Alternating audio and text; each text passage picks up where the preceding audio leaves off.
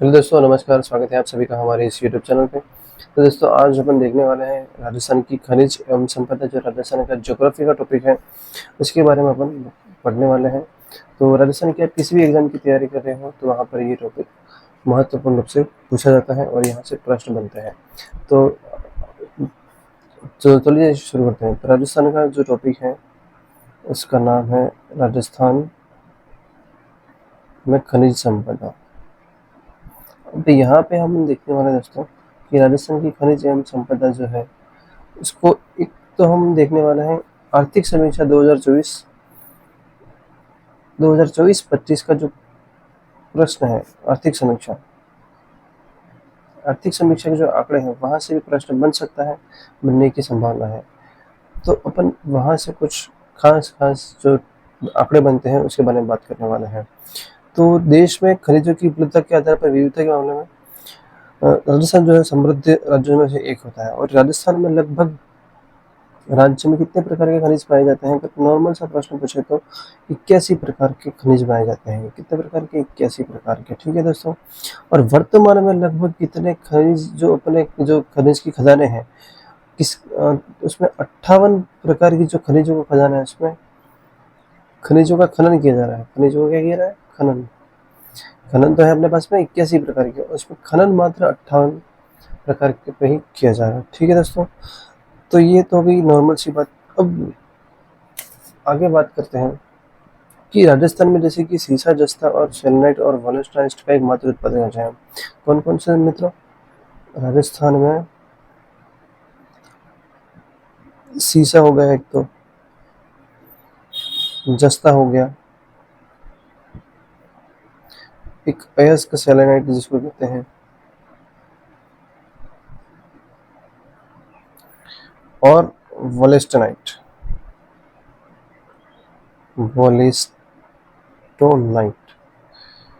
ये जो है एकमात्र उत्पादक राज्य है, यानी कि अपने राजस्थान के पास में एकाधिकार है ठीक है ना,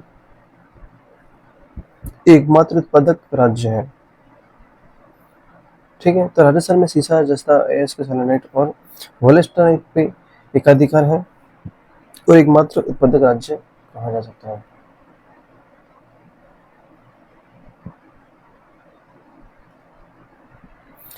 तो देश में जैसे कि चांदी, जिप्सम, कैल्साइट का भी एकमात्र उत्पादक राज्य है।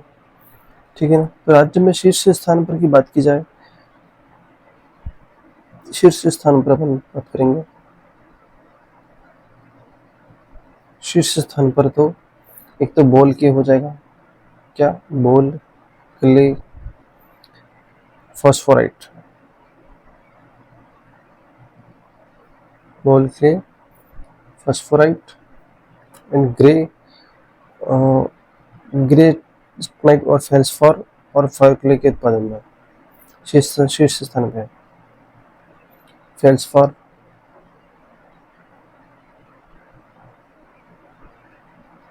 और फायर क्ले के उत्पादन में।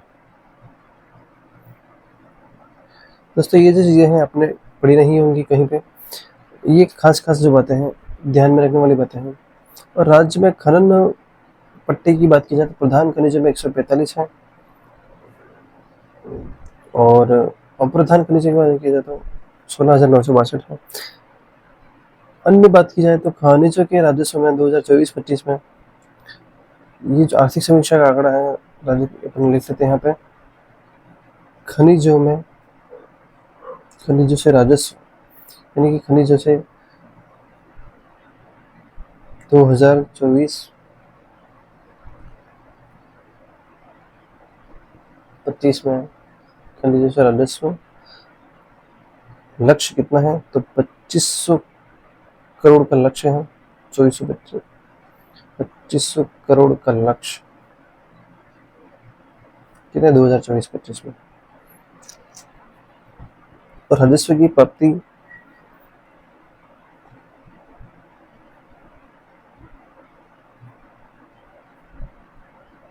देखी जाए तो 6,340.85 करोड़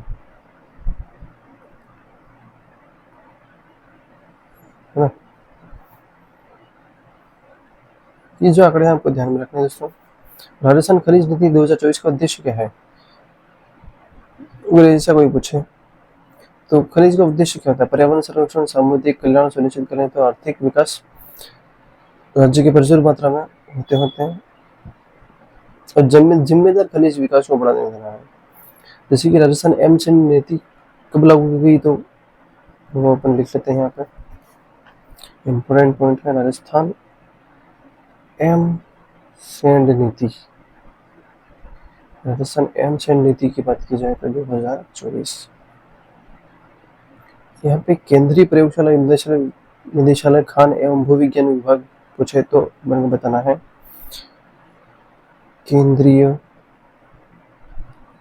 प्रयोगशाला निदेशालय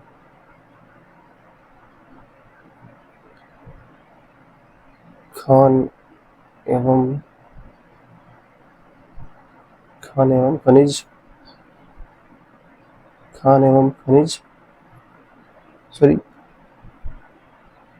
निदेशालय खान एवं भूविज्ञान,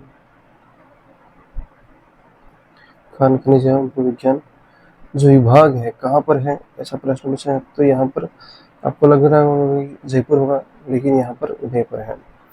केंद्रीय प्रयोगशाला निदेशालय खान एवं भूविज्ञान जो विभाग है कहाँ पर है दोस्तों? उदयपुर में है।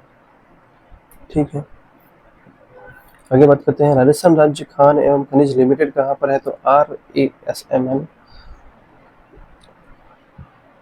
Estate business and profit centre जो पूछा जाए तो लिख लेते हैं यहाँ पे राजस्थान राज्य खान एवं खनिज लिमिटेड, यानी कि RSML, ये यानी कि स्टेट बिजनेस यूनिट एवं प्रॉफिट सेंटर,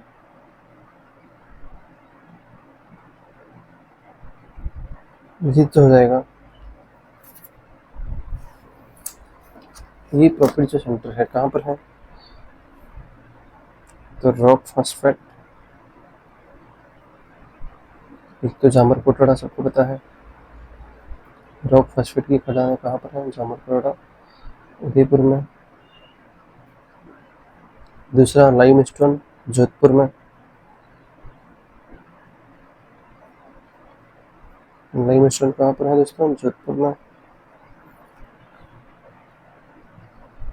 ठीक है ना। आगे और बात करते हैं अपन तेल एवं प्राकृतिक गैस में।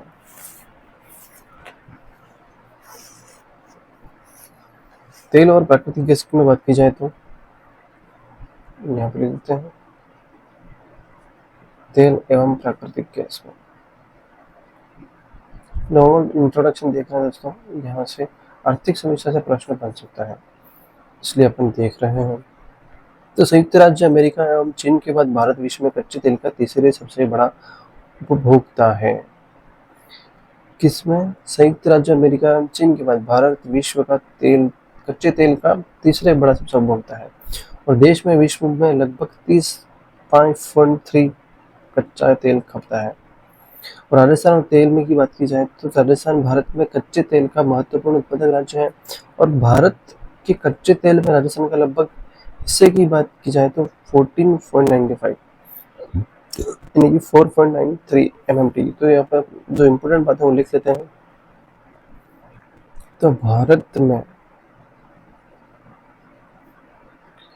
कच्चे तेल की बात की जाए, कच्चे तेल में राजस्थान का लगभग हिस्सा जो रहेगा 17.95%, यहाँ का है 4.39 MMT। तो कितने राज्य में पेट्रोलियम उत्पादक क्षेत्र कितना है? राज्य में पेट्रोलियम उत्पादक क्षेत्र,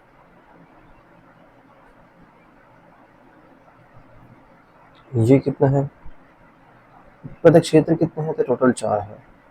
इनका वर्ग किलोमीटर में फैला हुआ है, तो लगभग ये 1050 यानी कि 1.5 लाख वर्ग किलोमीटर में फैला हुआ है। कितने? ये राज्य में पेट्रोलियम उत्पादक जो क्षेत्र है 4 प्रकार के हैं और वो 1.5 लाख वर्ग किलोमीटर में फैले हुए हैं। तो कौन कौन से हैं? ये महत्वपूर्ण है। एक तो बाड़मेर बेसिन की बात की जाए, यानी कि बाड़मेर यानी कि सांचौर बेसिन की बात की जाए,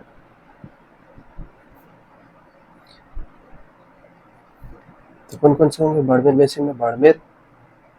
बाड़मेर हो गया एक, तो दूसरा जालौर हो गया। ठीक है, दूसरे की बात करते हैं जैसलमेर बेसिन की। जैसलमेर बेसिन में अकेला जैसलमेर जिला ही आएगा। ठीक है ना।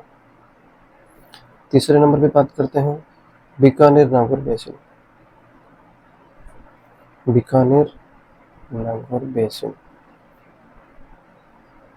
तो बीकानेर नागौर बेसिन में एक तो बीकानेर खुद आ गया, तो श्रीगंगानगर हो गया, हनुमानगढ़ हो गया, हनुमानगढ़ है, चूरू है और नागौर। तो कौन कौन से जिले हो गए? बीकानेर, श्रीगंगानगर, हनुमानगढ़, चूरू और नागौर।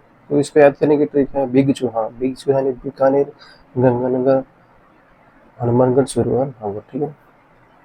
चौथे नंबर पे है विंध्यन बेसिन।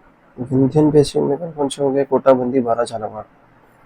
कोटा, बूंदी, बारा और झालावाड़, ये जिले विंध्यन बेसिन में आते हैं। और भीलवाड़ा और चित्तौड़गढ़ का कुछ हिस्सा आता है। भीलवाड़ा एवं चित्तौड़गढ़ जिलों का कुछ हिस्सा। दोस्तों, मैं स्पीड में लिख रहा हूँ, इसलिए हैंडराइटिंग आपको अच्छी नहीं लगती होगी। बाकी आप अच्छे हैंडराइटिंग में घर में नोट्स बना सकते हैं ना। तो आगे देखते हैं कि कच्चे तेल एवं प्राकृतिक गैस का दोहन जो है, उत्पादन एवं विकास की जो विधियां हैं, उसमें आता है मंगला तेल क्षेत्र की बात की जाए तो मंगला तेल क्षेत्र आपको पूछा जाए तो ये कब हुआ? तो मंगला तेल क्षेत्र की बात की जाए तो उसका व्यावसायिक उत्पादन है कब शुरू हुआ? इसका दोस्तों व्यावसायिक उत्पादन है 29 अगस्त 2009 से शुरू हुआ। व्यावसायिक उत्पादन 29 अगस्त 2009 से प्रारंभ है। और वर्तमान में 16 क्षेत्र हैं तेल के। वर्तमान में 16 क्षेत्र हैं। कौन कौन से देख लेते हैं। एक तो हो गया मंगला, भाग्यम, ऐश्वर्या, मंगला, भाग्यम, ऐश्वर्या, सरस्वती, रागेश्वरी, कामेश्वरी एवं अन्य उपक्षेत्र। एवं अन्य जो इनके उपक्षेत्र हैं वो आ जाएंगे इसमें, जो लगभग उपक्षेत्र लगभग 79,000 से लेकर 81,000 बैरल्स खनिज तेल का उत्पादन किया जाता है। बैरल्स एक यूनिट होती है। खनिज तेल का प्रतिदिन होता है। खनिज तेल का प्रतिदिन उत्पादन किया जाता है। अब आगे देखते हैं कि खनिज तेल की कंपनियां कौन कौन सी हैं, खनिज तेल उत्पादन की कंपनियां। खनिज तेल का उत्पादन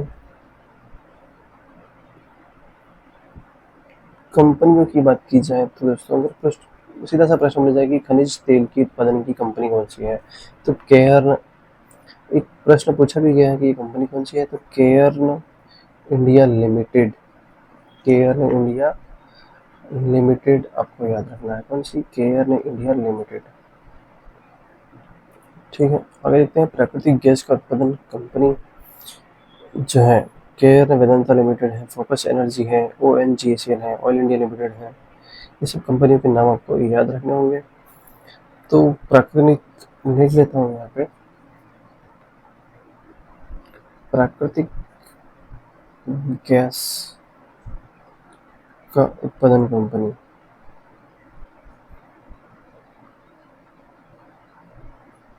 में कौन कौन से हो जाएंगे? एक तो हो जाएगी केयर्न वेदांता लिमिटेड, दूसरी है फोकस एनर्जी, तीसरी है ONGCL नाम की कंपनी है, एवं ऑयल इंडिया लिमिटेड,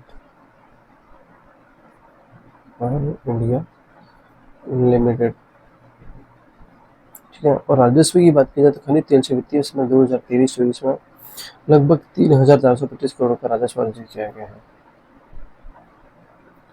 राजस्व की बात की जाए तो खनिज तेल से, यदि आंकड़ा पूछ जाए खनिज तेल से वित्तीय वर्ष में कितना, वित्तीय वर्ष 2024-25 नहीं पूछेगा, 2023-24 पूछेगा, तो 3,425.08 करोड़ रुपये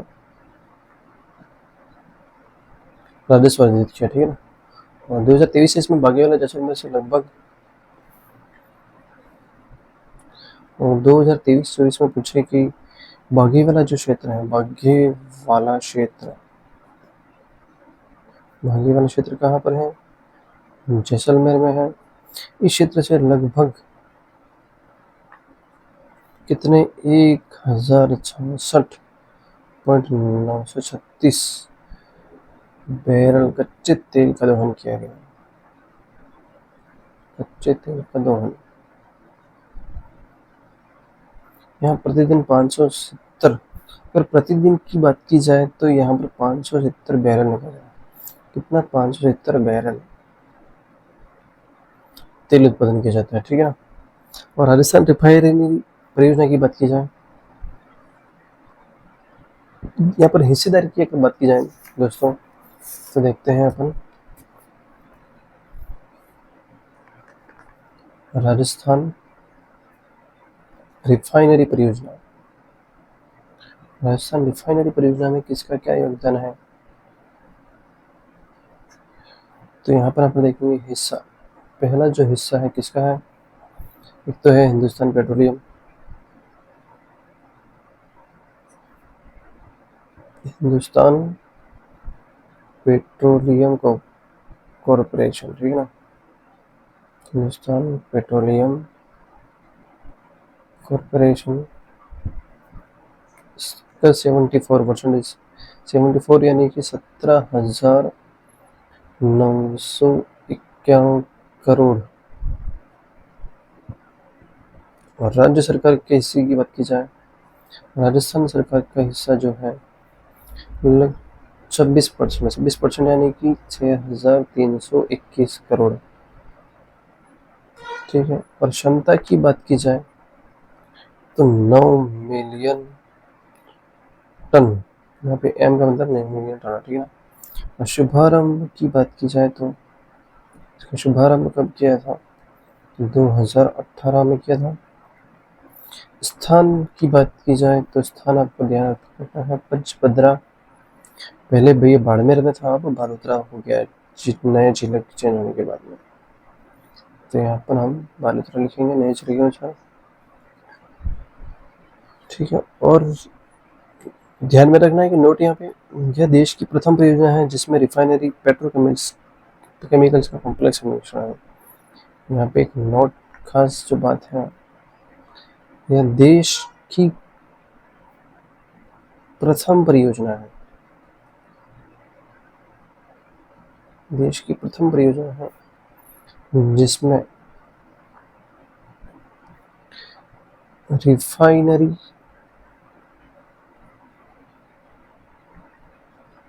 पेट्रोकेमिकल्स कॉम्प्लेक्स का मिश्रण है।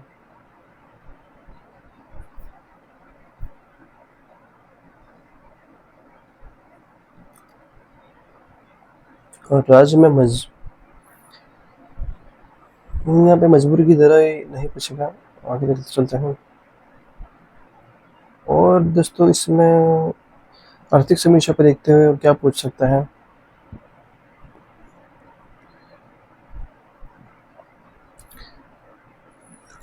राज्य में खनिजों से संबंधित कुछ संस्थाएं, उसके बारे में पूछ सकते हैं कि राज्य खनिज अन्वेषण जो संस्था है वो कहाँ पर है। आर्थिक समीक्षा से संबंधित डाटा देखना है दोस्तों, तो राज्य में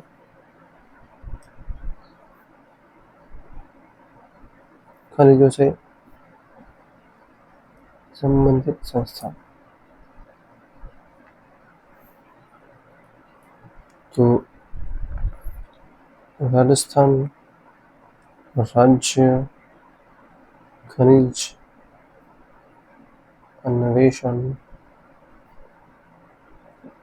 संस्था या न्यास की बात की जाए तो क्या होगी, जयपुर।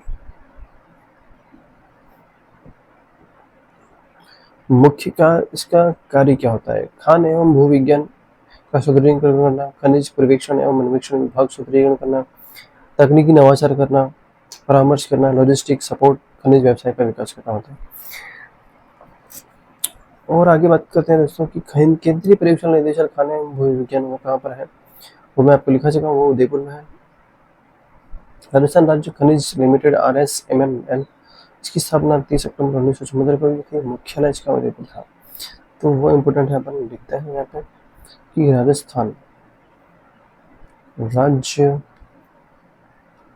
खान एवं खनिज लिमिटेड की बात की जाए तो ये जैसे कि RSMML स्थापना की बात की जाए तो 30 अक्टूबर 1974 में, मुख्यालय इसका उदयपुर हो जाएगा।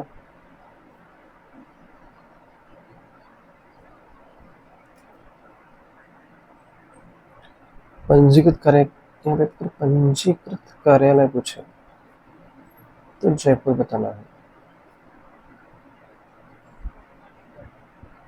ठीक है, इसका कार्य पूछे तो राज्य में औद्योगिक खनिजों के खनिज विपणन। और RSMW की बात की जाए, सॉरी ये जो कंपनी है कौन सी, RSMML, इसको 4 भागों में बटा है। कितने, 4 भागों में बटा है, इसके 4 भाग हैं। कौन सी, तो रॉक फॉस्फेट यानी कि जो उदयपुर में है, रॉक फॉस्फेट उदयपुर। दूसरी जो है जिप्सम बीकानेर में।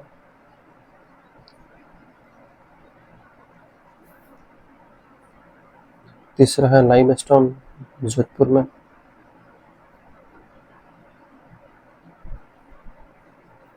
चौथा है लिग्नाइट, लिग्नाइट कहाँ पर है, जयपुर में। आगे देखते हैं अपन खनिजों का वर्गीकरण। आर्थिक समीक्षा का डाटा यहाँ तक पर्याप्त था। आगे देखते हैं अपन खनिजों का वर्गीकरण, क्या खनिजों का वर्गीकरण पढ़ेंगे दोस्तों।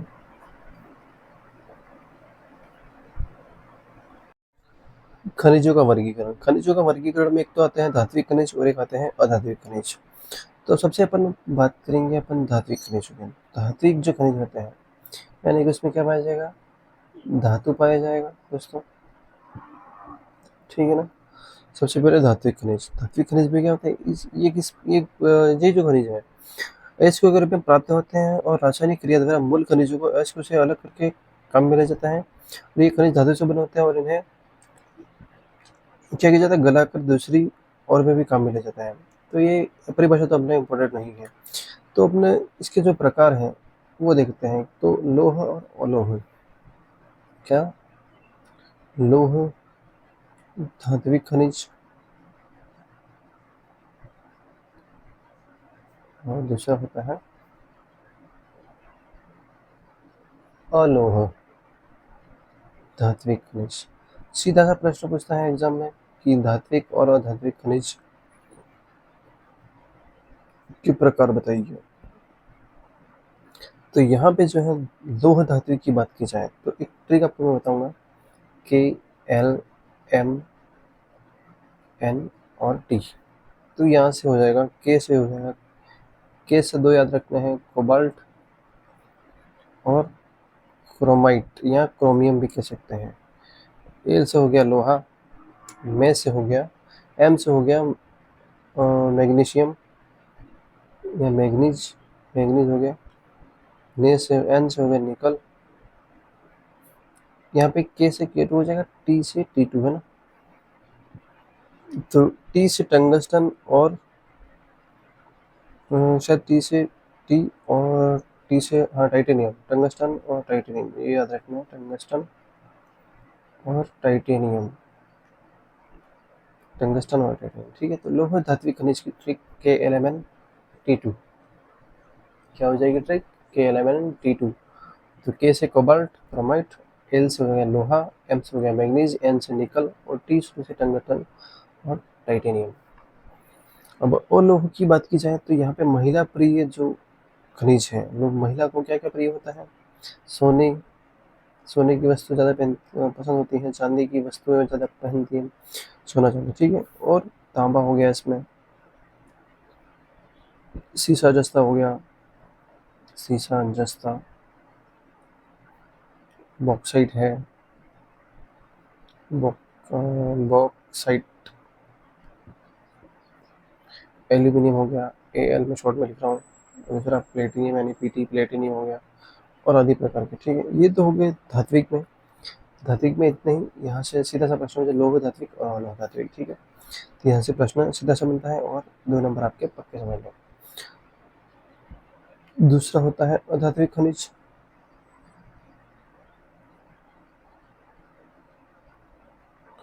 अधात्विक खनिज में क्या आएगा? जी, इन खनिजों का प्रयोग प्राकृतिक रूप में किया जाता है, इन्हें किसी रासायनिक क्रिया से अलग नहीं किया जाता है। ठीक है। जो धात्विक खनिज होते हैं वो रासायनिक क्रिया से अलग हो सकते हैं और अधात्विक जो खनिज है ये प्राकृतिक रूप से प्राप्त किए जाते हैं और इन्हें रासायनिक क्रिया से अलग नहीं किया जाता है। तो ये खनिज कौन कौन से हैं वो ध्यान रखना है आपने। तो हो गया नमक, जिप्सम, पोटाश, संगमरमर, है, चूना पत्थर हो गया, बलुआ पत्थर हो गया, बलुआ पत्थर, सल्फर हो गया, एस्बेस्टोस हो गया, एस्बेस्टोस। एस्बेस्टोस कहाँ पाया जाता है सबसे अधिक? उदयपुर में पाया जाता है दोस्तों, एस्बेस्टोस हो गया। तीसरा है वोलेस्टोनाइट, वोलेस्टोनाइट। ठीक है। तो अधात्विक खनिज कौन कौन से हो गए? नमक हो गया, जिप्सम हो गया, पोटाश हो गया, संगमरमर हो गया, चूना पत्थर, बलुआ पत्थर, सल्फर, एस्बेस्टोस और वोलेस्टोनाइट हो गया। ठीक है। आगे देखते हैं कि खनिजों से संबंधित महत्वपूर्ण तथ्य। खनिजों से संबंधित महत्वपूर्ण तथ्य क्या क्या है वो देखते हैं। तथ्य की बात की जाए तो तथ्य क्या क्या होंगे? खनिज भंडारों की दृष्टि से राज्य का दूसरा स्थान है। तो प्रथम कौन सा हो गया? महाराष्ट्र। भंडारण की दृष्टि से, भंडारण की दृष्टि से राज्य का स्थान भंडारण की दृष्टि से राजस्थान कितना हो जाएगा, दूसरे नंबर पे है। तो प्रथम कौन है, महाराष्ट्र है ना? और ये तो हो गया भंडारण की दृष्टि से। अगर उत्पादन की दृष्टि से पूछे तो, उत्पादन में पूछे तो राजस्थान पहला है ना?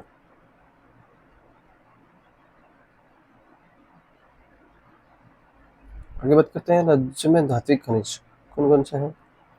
धात्विक खनिज जैसे कि आपको बताया मैंने, सोना हो गया।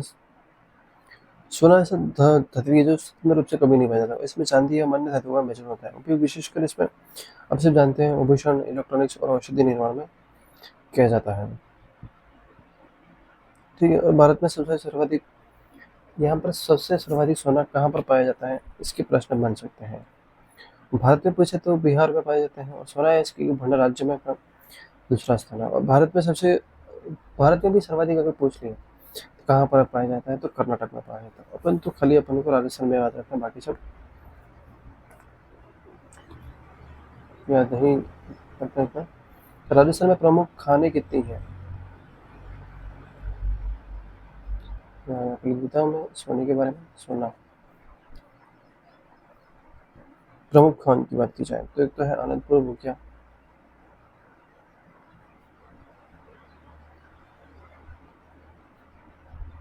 अनंतपुर भूकिया, जतपुर भूकिया, जतपुरा भूकिया।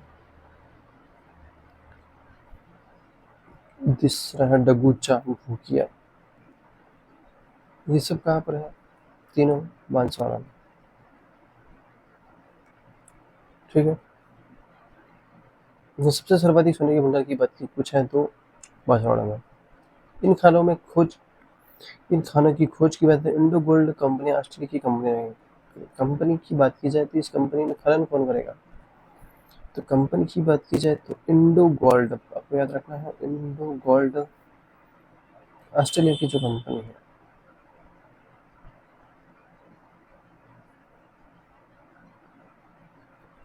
कंपनी द्वारा यहाँ पे खनन किया जाएगा। ठीक है ना? तो खनन में अन्य खोज स्थल भी आ जाते हैं, जैसे कि चसुंदरा, जोरापुर, भिनाई, अजमेर, ढाणी, बछड़ा, धोसूर, दौसा, खेतरी, कॉपर बेल्ट, झुंझुनू, खेड़ा, अलवर। ये खास इंपॉर्टेंट नहीं है। ठीक है। तो अपन आगे बढ़ते हैं, चांदी की बात करते हैं।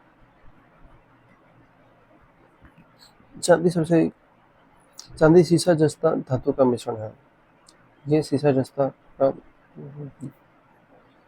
धातु का मिश्रण।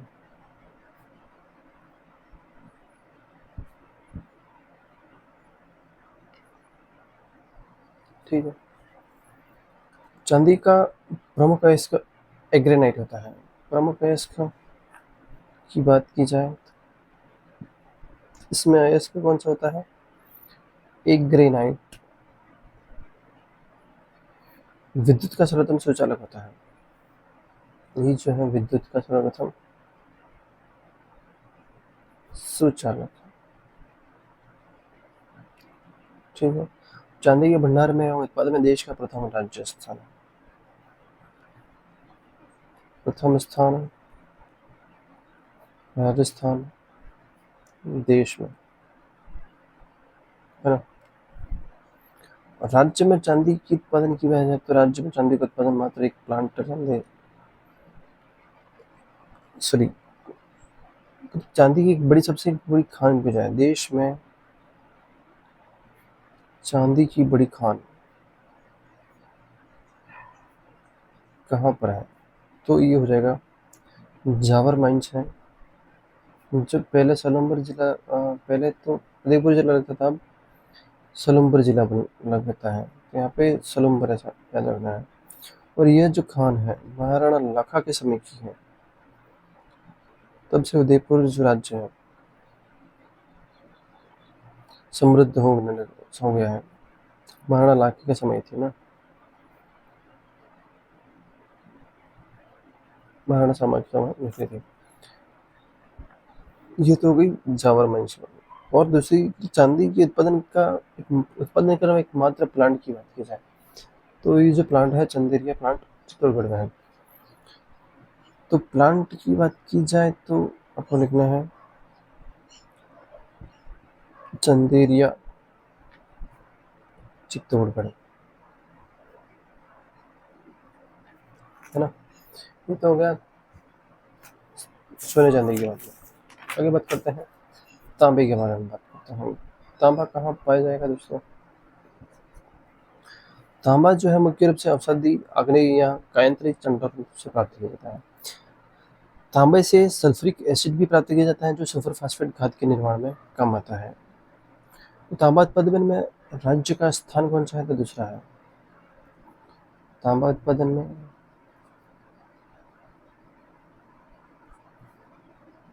राज्य का स्थान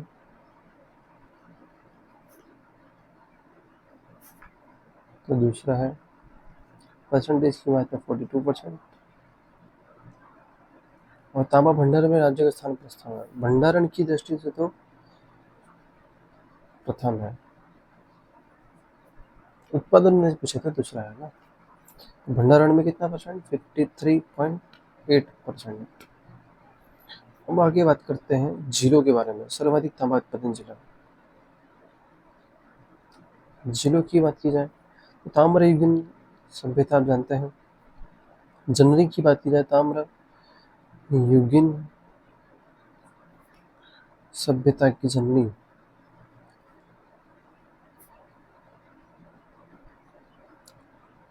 तो गणेश्वर जिला, गणेश्वर सभ्यता।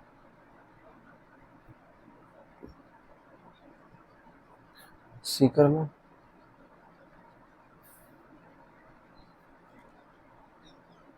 और दूसरा पूछा है कि ताम्र नगरी, ताम्र नगरी पूछा जाए तो हो जाएगी आहड़ उदयपुर, है ना। और हिंदुस्तान, दूसरा है हिंदुस्तान कॉपर लिमिटेड संयंत्र कहाँ पर है? तो खेतड़ी। हिंदुस्तान कॉपर लिमिटेड संयंत्र कहाँ पर है? खेतड़ी में। प्रमुख खनिज की बात की जाए, प्रमुख खनिज है इसके खनिज ऐसे कौन से हैं? सल्फाइड हो गए, ऑक्साइड हो गया, कार्बोनेट हो गया, ये राष्ट्रकोण। राज्य में प्रमुख तांबे की खानें, प्रमुख तांबे की खानें कहाँ पर है? इसमें सबसे पहले तांबे की खाने की बात की जाए तो आता है अपना झुंझुनू जिला। झुंझुनू, झुंझुनू में खेतड़ी, खेतड़ी जो है सिंघाना क्षेत्र, वो फेमस है यहाँ पे। दूसरा है अलवर का खोदरीबा, अलवर का खोदरीबा किसके लिए जाना जाता है? तांबे के लिए जाना जाता है दोस्तों। तीसरा है झुंझुनू फिर, इसमें वनवास, बरखेड़ा, बरखेरा, करमरी, अकावली और कवाली। होता है पट्टी, पट्टी जो संगनक, जिस पट्टी सिंघाना क्षेत्र की जो पट्टी है वो है झुंझुनू से रघुनाथगढ़ सीकर। सिंघाना जो पट्टी है झुंझुनू से रघुनाथगढ़ सीकर।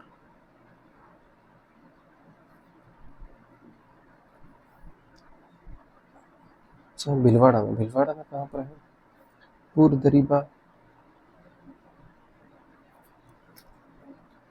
देवपुरा और बनेड़ा, देवपुरा और बनेड़ा। छठे नंबर पे आता है डूंगरपुर, डूंगरपुर में कहाँ पर है? पादरा की पाल, डूंगरपुर में पादरा की पाल। ठीक है, आगे जो खनिज अपन नेक्स्ट वीडियो में बात करेंगे। और इसको रिपीट करना थोड़ा सा। तांबा, तांबा उत्पादन राज्य का प्रथम, राज्य का स्थान की बात की जाए दूसरे स्थान पर है, भंडार में देखा जाए तो प्रथम स्थान पर, ठीक है। जिले की बात की जाए, ताम्र युगीन सभ्यता की जननी कौन सी है, तो गणेश्वर सभ्यता जो सीकर में है। ताम्र नगरी की बात की जाए तो आहड़ जयपुर में है। हिंदुस्तान कॉपर लिमिटेड समझो खेतरी है ना। और खनिज अयस्क की बात की जाए सल्फाइड ऑक्साइड और कार्बोनेट होता है। प्रमुख तांबे की खान अगर आपको पूछे तो झुंझुनू में है, खेतरी है, खेतरी में भी सिंघाना क्षेत्र, सिंघाना क्षेत्र प्रमुख है। और अलवर में पूछ सकते खोदरीबा है, झुंझुनू में बनवास, बरखेड़ा, करमरी और अटवाणी है। और जो सिंघाना क्षेत्र की पट्टी जो की बात की जाए तो झुंझुनू से लगाकर रघुनाथगढ़ सीकर तक पट्टी फैली हुई है। और भीलवाड़ा में बात की जाए तो पुरदरीबा और देवपुरा और बनेड़ा, याद रखना पुरदरीबा, देवपुरा और बनेड़ा। और डूंगरपुर जिले में भद्रा की बात। तो ये जो छः हैं, जो 6 स्थान है मुक्त तांबे के लिए महत्वपूर्ण है, ठीक है। तो इसको अगर दोस्तों आपका अगर समय में नहीं आया तो इसको एक बार और देखना वीडियो को, और वीडियो आपको कैसा लगा हमें कमेंट में ज़रूर बताएं। और नेक्स्ट पार्ट इसको हम मेहमान आगे के बारे में चर्चा करेंगे, ठीक है। तो अभी तक के लिए थैंक यू।